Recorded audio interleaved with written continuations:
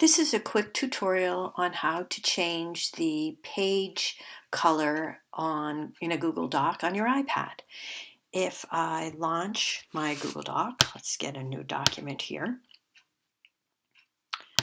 I'll call this test. And when my document opens, it is to say the default is white.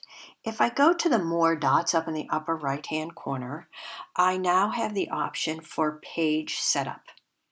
Here I can change the orientation of my page here, or from portrait to landscape, or the paper size, and more importantly, the page color. This is important for many students where the page color has a huge impact on visual scanning and visual crowding of text on the page. Oftentimes, students with dyslexia prefer a light yellow background and not that stark white. Clearly, we do not want that green color. But here is a very pale yellow, which you can now see that the background of my text or my page is a different color. So that's how you change the page color. If you wanted to change the text size, we would go to the A, and here I can change the font style. And we're going to talk a little bit about fonts that are serif and sans serif.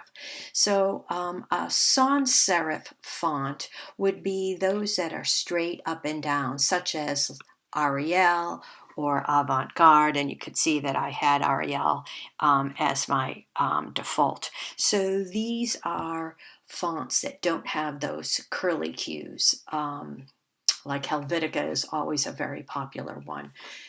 So that's where you would change from a serif to a sans serif font.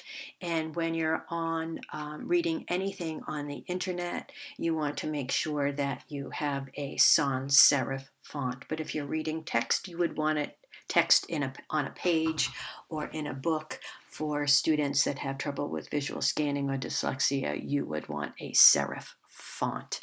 Other thing here is you can change the default size here is a size 12, and for a lot of students that's not large enough. The other thing to consider here is line spacing. The default right here, as you can see, is 1.15, and clearly that is very small. And many students could not read that.